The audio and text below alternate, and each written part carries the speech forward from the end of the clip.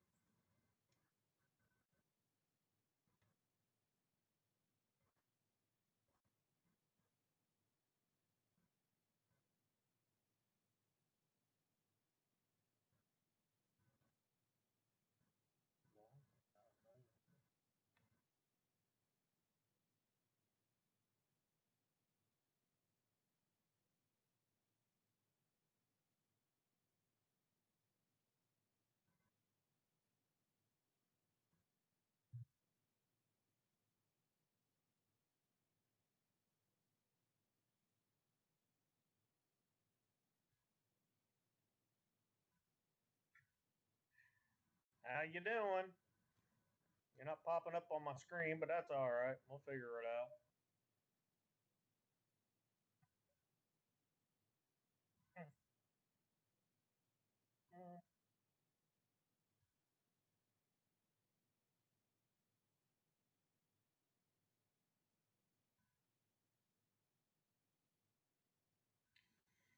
I'm just afraid they're going to try to use it, try to be, anti Second Amendment again. Like, oh, these guys got a hold of all this stuff. They try to use a loophole to get the guns, and let's ban them all. No.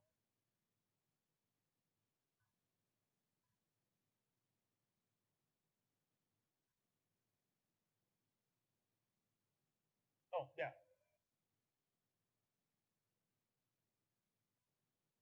Yeah, they don't want it out there that yeah, these are the guys that were actually the ones that, with the Sandman and the actual kids that actually stood up to the poor little Indian guy. Yeah, yeah, they don't want that known.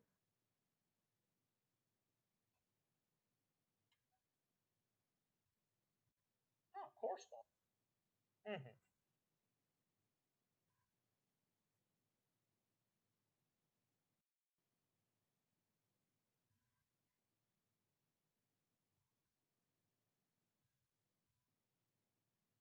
Mm-hmm.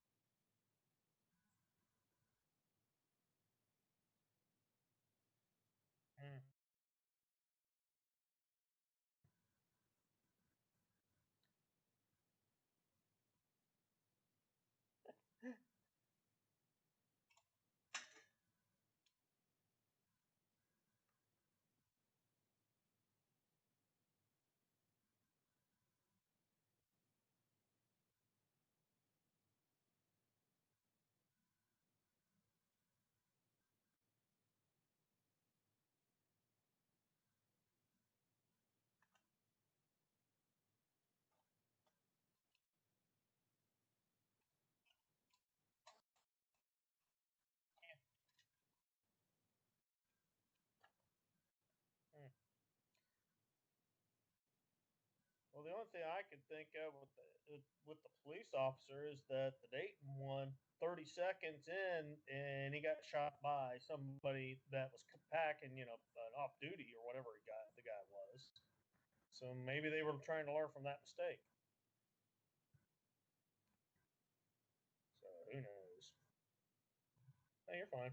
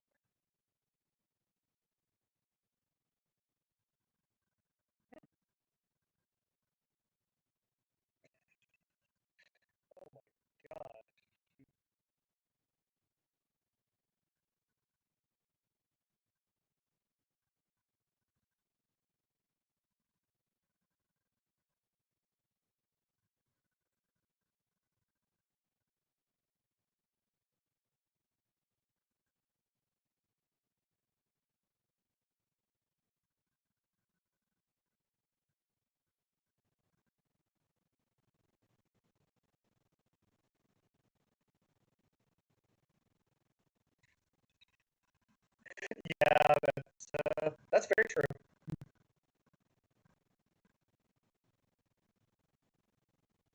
I'm glad I found it. This is distracting because of the lag time.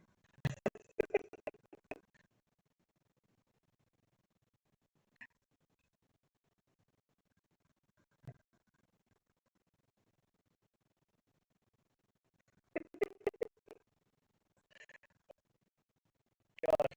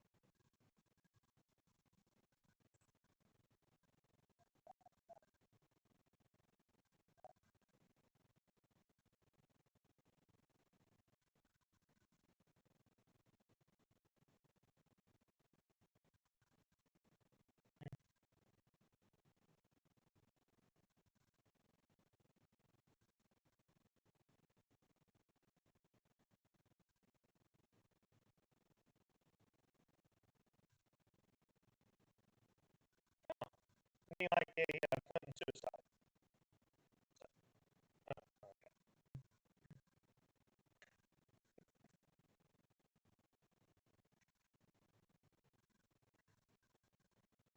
I am now the star of the show. Forget that guy over there talking. Yeah, get this goofball. Wow, goofball.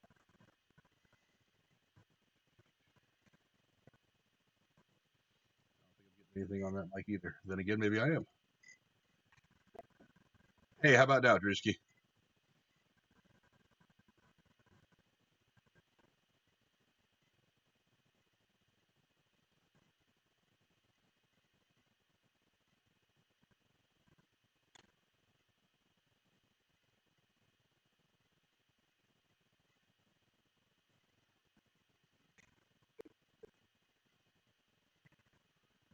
Yeah, this is all going well. They say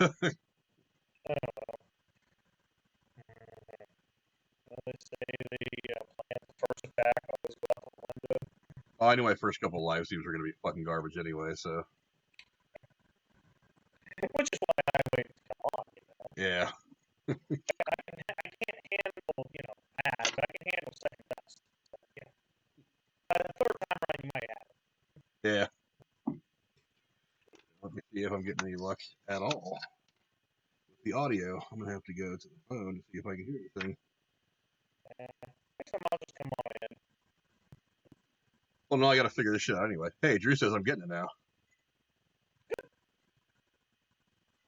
Hey, so finally got that shit figured out. So the first 10 minutes of the show was an absolute fucking train wreck. But no, since nobody got to hear me for the first 10 minutes of the show because I'm technically retarded and without somebody like Drew, I would have gone this entire show not knowing that nobody could fucking hear me, which would have been an absolute embarrassment. Yeah, it just seems it seems odd to me that there's not really any explanation or even a whole lot of questions about why he met these guys in the cemetery to begin with. It had something to do, kind of this whole thing started, I think, a week or so ago with a Uber driver getting killed. And that was the murder that this cop was investigating. So he meets these two guys in a cemetery of all places because he wants to ask them something about this murder, and then ends up getting executed. And then they end up driving to this place and going to shit. And just getting out. Actually, I've got this CCTV video. I'll show you this real quick. Check this shit out. So, hey, that's not what I wanted. No, I don't have the CCTV video because I forgot that it's on the wrong computer. But anyway. Yeah, they get out and they pull up this U-Haul that was apparently stolen. And he jumps right out of the car and points the rifle at this bodega supermarket and then just starts laying lead everywhere. And whatever female was with him, she jumps out and it looks like she points something at the same place, but I don't know if she ever actually squeezes off any rounds. I couldn't really tell from the choppy video. But it was really weird to me because there was 30 or 40 people on the street, and they didn't seem to pay any attention to them at all. They just kind of like rolled up there, started. It was a good old-fashioned mobster-style drive-by from the 30s, and the people on the street were scattered, and they were not at all interested in them. Kosher deli is what they were targeting. Yeah, I don't understand that. It's now obviously the place is targeted. The question is why? Is it just because these Israelite people didn't like Jewish people, so they picked that place? Was it something they picked out ahead of time? Because they rolled right up there, got right out of the car, and started putting down some lead. So I don't really understand how that shit went down. Maybe they got some bad intel, like the Pizzagate thing. Who the hell knows? But yeah, I still say there was fire at that Pizzagate. They just ran it down the wrong chimney. That's how people blew away from Epstein. Yeah, who the hell knows? That's where all that Pizzagate stuff. So maybe they just got some bad intel. Like this place here is where our opposition is. Well, that place is supposedly a hangout for a lot of like Jewish families. I'm sure they probably knew that. A neighborhood like that, everybody knows stuff like that, so maybe they found that kind of stuff out and they're like, well, we're going to shoot this place up because we're pretty sure there's going to be a bunch of Jewish people in here. Yeah, of course they do. Yeah. That's where the seat of power is supposedly with Jewish people. I never quite understood that, but whatever. Yeah, the worst part of it is this cop getting killed. I mean, the guy was father of 5? Yeah, father of 5. What is it? Week and a half? Yeah, where we're looking at 2 weeks before Christmas. Yeah, that's got to be horrible. Not to mention the 3 civilians in the store that were killed. One of them was the shopkeeper's wife, as I recall reading. And it was done by and it was done by these assholes. You see their faces down on the screen right now. Some chick and some dude, just, I don't know what the fuck it is, but this guy's got a long criminal history, actually. He was arrested here in Ohio back in 2009 for some kind of domestic issue or something like that. And he's got military training. So, yeah, who the hell knows what's going on with that nonsense? But anyway, that's just some crazy shit. And there was all kinds of craziness that was coming out during the course of that whole thing, too. Because when I made my video about it earlier in the week, the day that it was happening, they were talking about bombs on railroad tracks and all kinds of crazy shit. They called the bomb squad in to look at a bunch of shit. They had a pipe bomb in the U-Haul. They said was pipe bombs in the U-Haul. Yeah, right. And they said it was an operable, usable pipe bomb. I don't know if there was something that needed to be done to it to make it explode, but yeah, there was some crazy shit going on there. There's a whole lot of questions and not a whole lot of answers coming out. I find it really odd, but I think the FBI has taken it over. They're actually talking about they're doing this whole domestic terrorism thing. They pretty much kicked the Jersey City police's ass and said, get the hell out of here, let the big boys handle this. So hopefully we'll get some kind of answers, but who the hell knows? Yeah, well, once you ferret out all the ones that were on the bogus Russian thing, the FBI is where it's at. Yeah, we'll let that Page chick take over the investigation. She can do it. Her boyfriend, what the hell is his name? Oh, yeah, Carter Page. Yeah, Carter Page and his stupid hooker. His other woman. Yeah, well, Trump was all up on that the other day. It's hilarious. Making fun of, Page, we'll make this work. And he was just doing the voices. It was hilarious. I can't do what he did. I was rolling. I don't want to do what he does, to be perfectly honest. Being president of the United States would be a fucking impossible job anymore. Well, obviously, they couldn't find anything, so well, $30 million, 2 years, they could find something on both of you and me with that kind of money. I know, I want my money back for this whole investigation. To get off this and get on the political train, Cory Booker is not going to make the next debate. I was seeing that on your trailer down there, Cory Booker, yeah. Now, who was he supposed to offset? Because he was never going to go the distance. We knew that.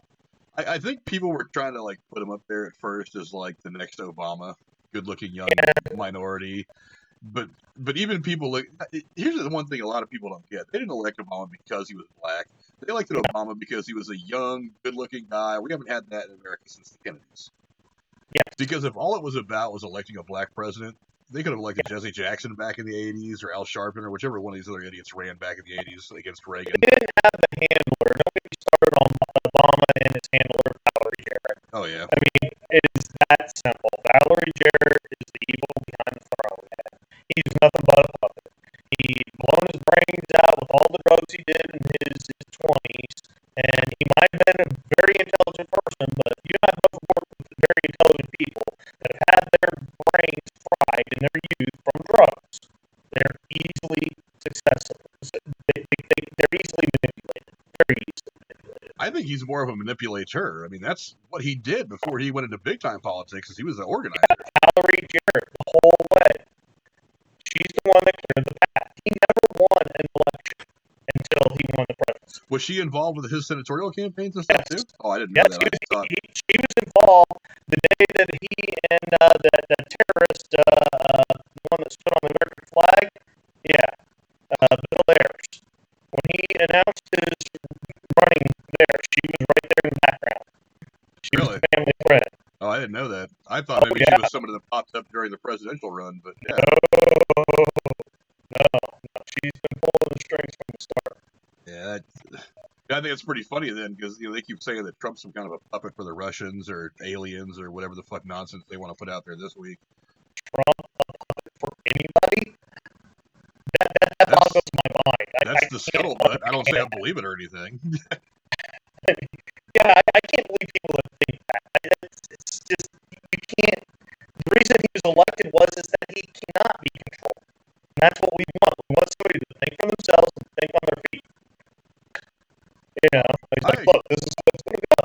I agree. Sometimes he needs a little bit of control, though, because to be controlled a little bit, rather, because I swear to God, the last job I would want to have in the White House right now would be communications office stuff for him, because he sucks at getting his fucking message out. The comedian, the one with the puppets. I'm going to go see him. He's going to get another show. Oh, Jeff Dunham, yeah. Yeah, he's got a reporter as one of his puppets. Oh, chain smoking, and he looks like a little squirrel, and he just bounces around all the place and chain smoking. Oh, it's hilarious. Yes.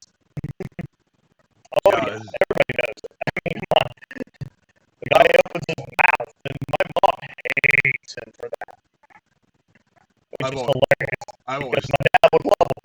I've always thought that, like, the irony about being president of the United States is that you kind of lose some of your constitutional rights when you take the oath, because you can't say anything that isn't completely fucking overreacted to or broke down and overanalyzed. I can look at you and be like, "Hey Todd, your hat's stupid," and nobody will really care about it. But if I'm the president of the United States and I say that, it takes up 10 or 15 news cycles, and they're talking about it on MSNBC, and what do I have against the hat, and is it a race thing? And the last big one was he had big salt and pepper shakers. Or I kid you not, look it up. Or 2 scoops of ice cream, or whatever the hell that was. And I find that hilarious because I've been saying all along that Obama controlled Biden by feeding him ice cream. Probably. Oh, Biden, you set another gap. Here, take this bowl of ice cream and go over there. Yeah, sprinkled with some fucking Prozac on it just to shut him the hell up. Well, and that rolls back to Cory Booker. That's why I was wondering why who he was upsetting. Because I honestly think Beto was to make Biden look normal. That's why Beto was propped up. So that, at least he's not this Beto character who came out of nowhere pretending that he's Spanish. Biden's actually an established politician. We need an established politician that knows what they're doing. Whatever. What have the established politicians gotten us over the years? Well, of course, Absolutely nothing. But I think it's funny that Booker's not going to be in this next debate. He walks around like he's such a fucking star. It's like all his, because that was one of the things that he was getting smashed on for the whole what's the thing with Kavanaugh a long time ago. They were just like, Spartacus. He was just, this is my Spartacus moment. No, this is your soundbite because you need some shit for your campaign ads. It's like, why don't you just call it what it is? The American voters aren't stupid. You just treat them stupid because you want to trick them into giving you their fucking vote. That's not how it goes. But whatever. Even SNL was making fun of that one chick that slept her way to the top. She was getting all the sound bites and all the quotes. Even SNL was slamming on her. So SNL's got to make fun of somebody other than Trump every now and again.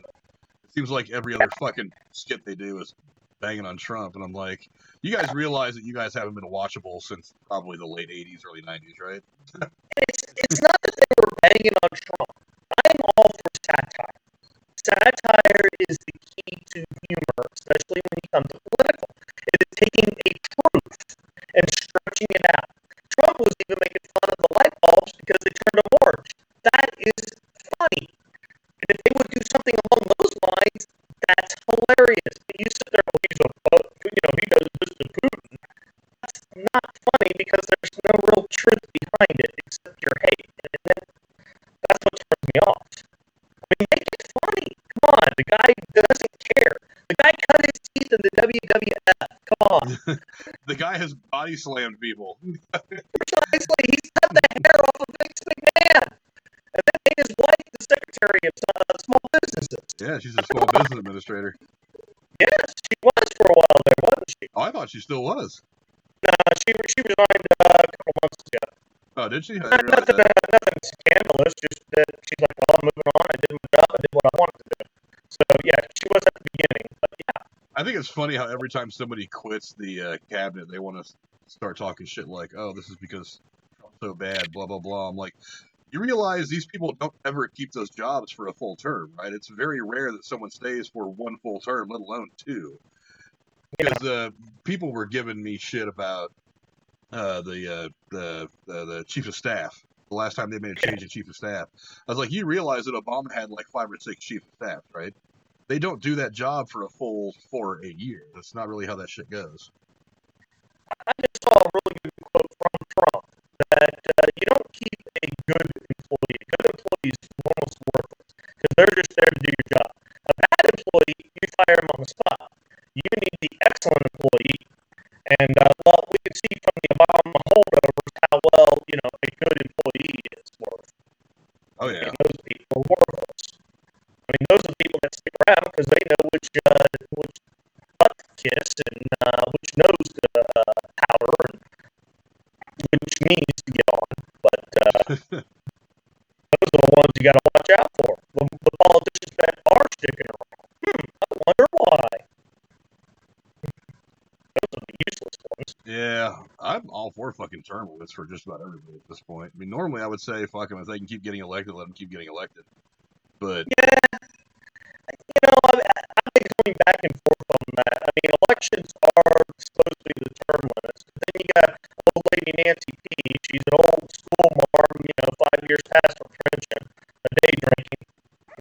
Oh, and she's got the smart board, and Adam Pile of shit is, a hall monster handing out the pensions. But, I got a whole spiel on that one too. We'll save that for another day. I want to cut over and talk about save that for another day. I could ramble on and on about that. I want to cut over and talk about some of these fucking movie trailers real quick, though.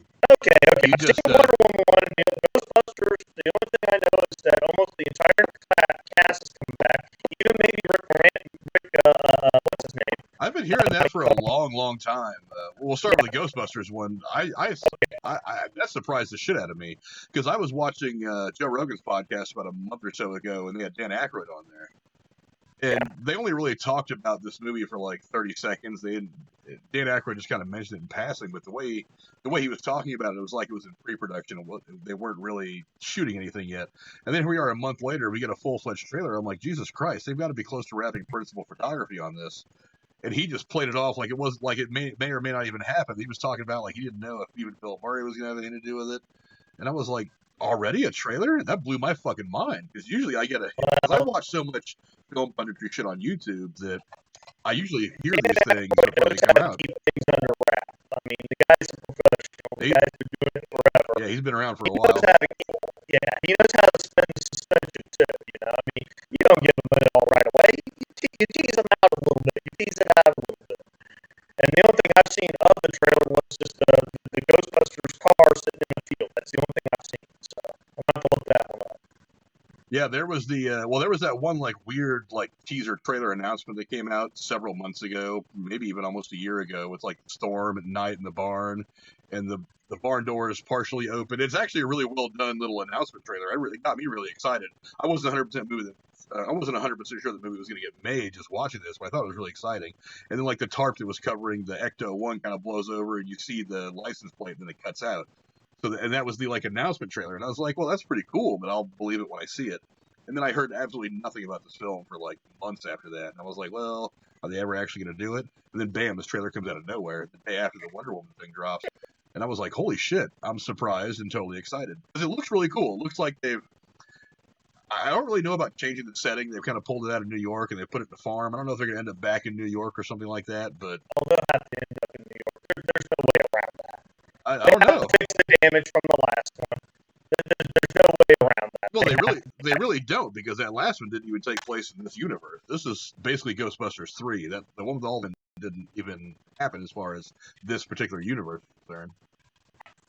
Well, I'm all for that and tying it into the cartoon. So, bring back that Slimer as far as I'm concerned. The cartoons were pretty cool. But I was a big fan of it. I can't deny. Yeah, I'm a big fan of Dan Aykroyd and anything he's ever done. I'm old school that way. Well, I think one of the reasons why these movies came off the way they did and were so good and timeless is because that whole spiritual ghost thing is something that his family's been involved in for 100 years now. Oh yeah. He actually did a series about the paranormal. Well, I think his grandfather wrote a book. Their grandfather or his father wrote a book. And several years ago, he actually wrote a foreword for a reissue of his family's book that they had written about ghosts and paranormal shit and stuff like that. So this is like a family business of that guy.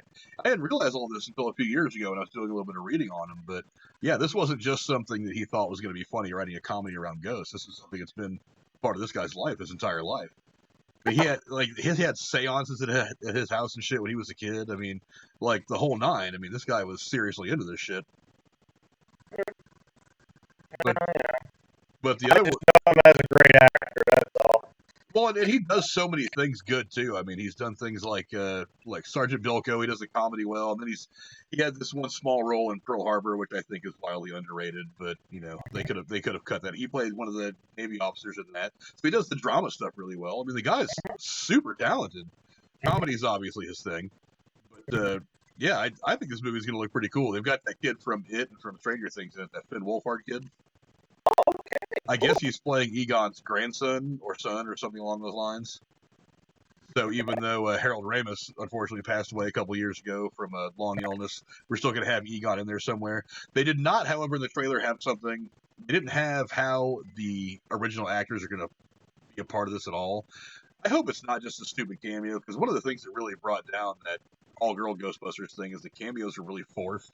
They didn't look good. They didn't fit. They were just not good. And so I really hope. I didn't even bother with it. It was funny. The dialogue and stuff was funny. Was it a good Ghostbusters movie? No. If they'd have made that movie, if they'd have called that movie anything else and just not put a Ghostbusters logo anywhere near it, it probably would have been taken a little bit better. But they kind of shit on the whole affirmative action thing. That's the same reason I tried to watch Doctor Who, and when they turn the evil one female, that was brilliant. But when you take the spice and make it the main meal, it blows the whole thing. It's that simple.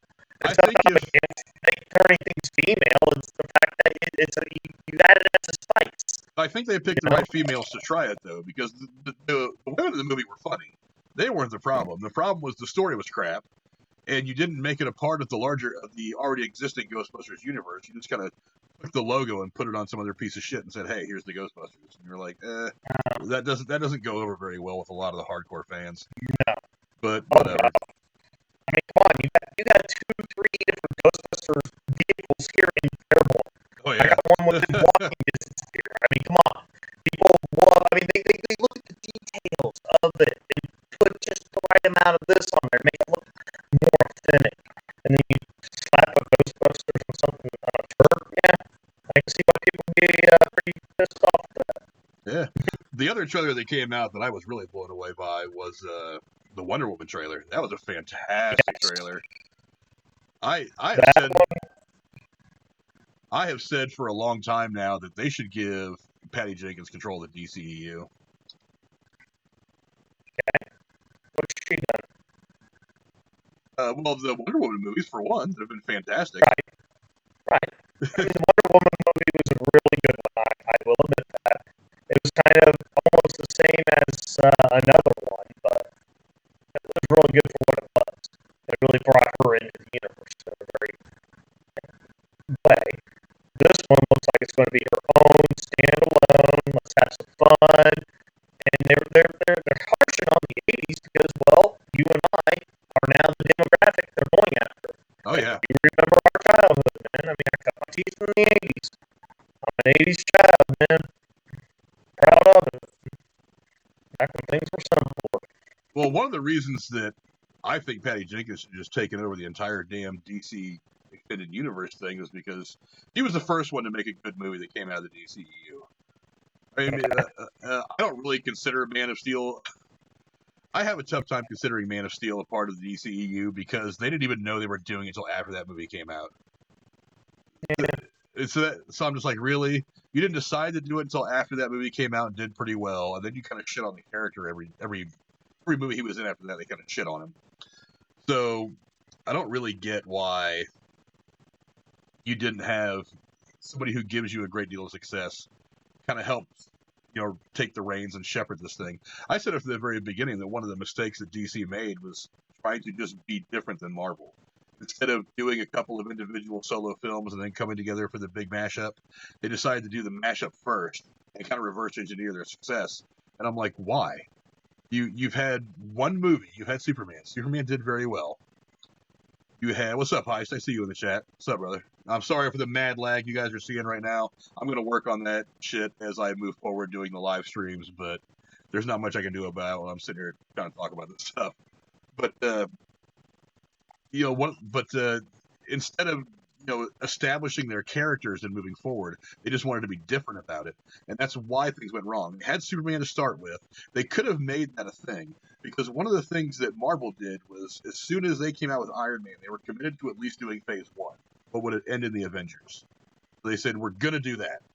And then they mortgaged everything down to their underwear to do it. This is before Disney ended up buying them out. They mortgaged everything down to their underwear to make sure they could get these films made, and they were going to do this whole thing and be successful. They were confident in it, and it worked. But DC's like, oh, we're going to try to get back in the game with Marvel in one swing. We're going to go ahead and go do a Justice League thing. So instead of doing Superman 2, which is what they originally were going to do, they decided to do Batman versus Superman, which is a train wreck. And look, I was one of the people that was shitting on Ben Affleck. All those extra worlds, though, that go into, well, they got the DC Now streaming, plus they've had DC on the CW for I don't know how long now, and did very well with the Arrow, and bringing in more, and bringing in more, and bringing in more, and now we got the Crisis going on. So, I mean, maybe they were thinking of going that direction. I really hope they don't do some multiverse thing. It's to me, it's barely working in the CW universe. I think it's kind of clunky. I don't like what it does. They kind of force it into working in the TV stuff. I don't want it in the movies because that's one of the things they're talking about may happen in movies don't need that. Yeah, that's one of the things they're thinking may happen to the Marvel stuff is that Marvel may try this whole multiverse thing moving forward, and I'm like, hard pass. I don't want any part of that shit. It's confusing, and I don't really like having to wrap my brain around who's coming from what universe to here and there and everywhere. That's why I stopped watching The Flash. I mean, the first season I really enjoyed it. The second one I was like, And then they started really switching characters around, and every time a new character would come in, it'd be the same character but as a new person. But yet he was playing it off as a different person, and it's just like, I don't need a scorecard. I'm sorry. I want to sit down, watch something stupid, and enjoy it, and that'd be that. So, yeah, I get that. But the crossover's pretty good, though. I did watch Crossover last year. It was pretty interesting, and I've been watching the Crisis, because Crisis on Infinite Earth is what's big right now in CW. And they're doing a pretty decent job of it. I feel like they should have saved some of this for the movies. Because Crisis on Infinite Earth could have been what the Infinity Saga was to Marvel. Maybe, yeah. But they're bringing in, like, the Black Lightning, I think it's great. is one of my favorites. I still have not watched a single episode of that yet. I keep wanting to get to it, and I just don't have time. Well, I tend to like the more offbeat ones. Plus, it starts off him as a principal, as a teacher. Well, I'm a teacher, so I kind of related to that, and then teaching the students and all that. And I thought that was pretty sweet. But of course, the other one that I like, and I hope they bring it in, is the Cloak and Dagger set in New Orleans. Oh my gosh, that one really is just very well written, and you just feel for these characters. And that one you really need to check out if you get a chance. I might. I'll get around to it. There's so much shit that I watch. I've been trying to binge watch the old Knight Rider TV series. Well, I feel better because with the Disney, I've been watching Darkwing Duck. So there you go. I watched a couple episodes of that too, and I was like, "Good God, I forgot how good this cartoon was." Yes, it is. But no, it is one of my top 10. Yeah, I've been binge watching a lot of Knight Rider because I've decided to try to teach myself how to write a movie script. So I've been kind of like dealing with that. And one of the things I thought was like, hey, it'd be really cool to see a Knight Rider movie, like a legit Knight Rider movie that exists in canon with the original TV show, and not some of the crap that's come out since the original TV show went off the air. So I've been kind of like, you mean like Knight Rider taking a scooter and putting in a scooter and going off, because that's actually he actually did that.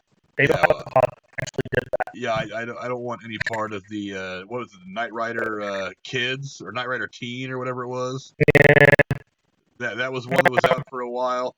That Knight Rider TV show that they tried back in like what was it, like 2008 or something like that. I watched one episode. I didn't think it was hateful, but it wasn't good. They could have done that a lot differently.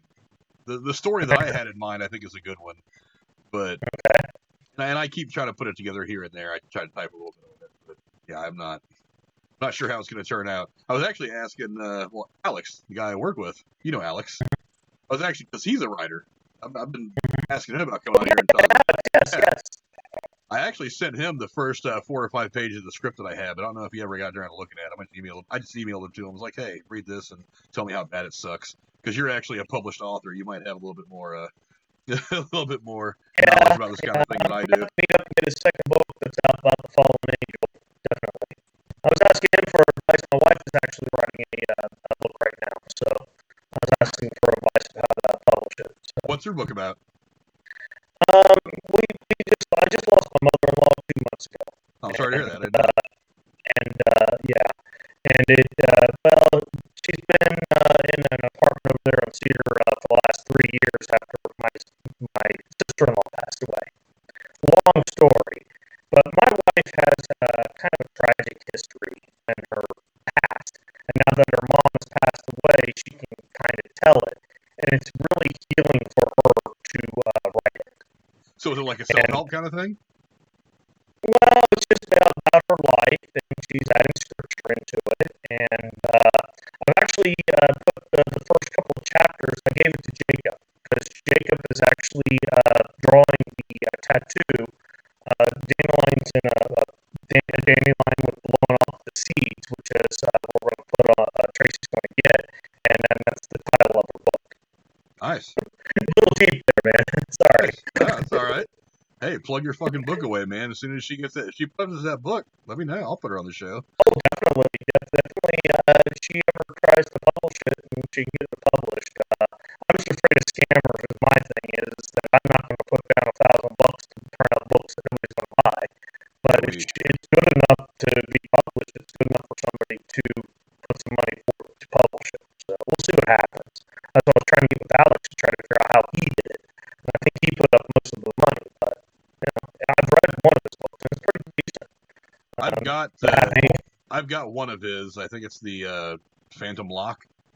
Yeah, I've got that one.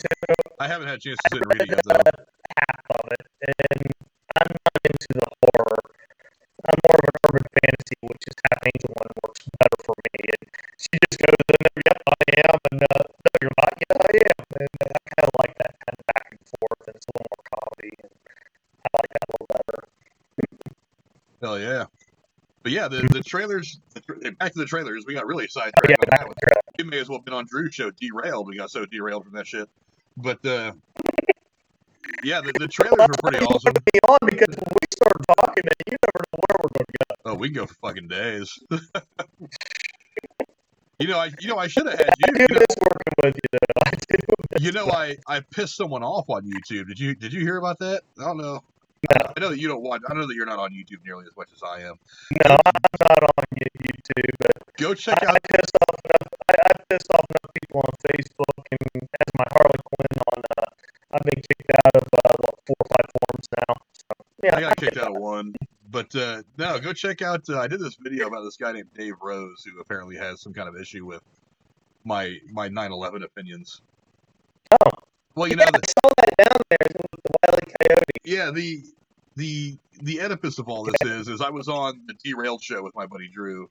Thanksgiving night, he did kind of an impromptu thing, and this one person called into the show, Skyped into the show, and he went off on some 9/11 tirade. He's one of those people that's like, the government did it, the government knew about it, aliens did it. He's one of those people.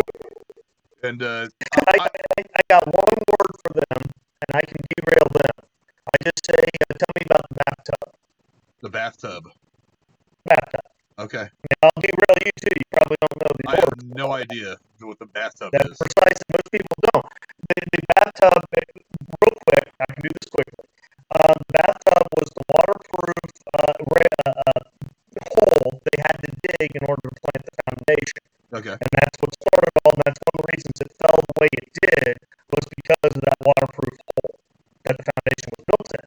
And people sit there and they go, oh yeah, it was an inside job because this, that, and the other. I tell them, well, let's start from the start. Tell me about the bathtub. And they'll look at me like, what do you mean bathtub?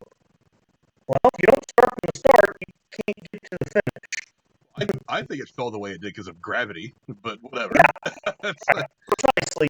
I mean, the plane hit it boiled down, and it collapsed. But what about the fires over there? Well, it was in the bathtub. That's one of the things that happens. Well, one of the things, it's like we were on Derailed with Drew, and one of the things that I was trying to convey to this kid was that it's like when like the Kennedy assassination came up, and I was like, well, you could assassinate a president with not a whole lot of people knowing about it. Generally speaking, comparatively speaking to 9/11, where you would need hundreds, if not 1,000 people doing what they have to do to make this thing work. And you can't keep all those people quiet. You can't kill them all. So how would you possibly expect this to stay quiet for the year or so you would need to plan this thing beforehand, let alone for 20 years, almost 20 years after? And we're going to circle back around to the Clintons. I blame Bill Clinton for the falling of the towers.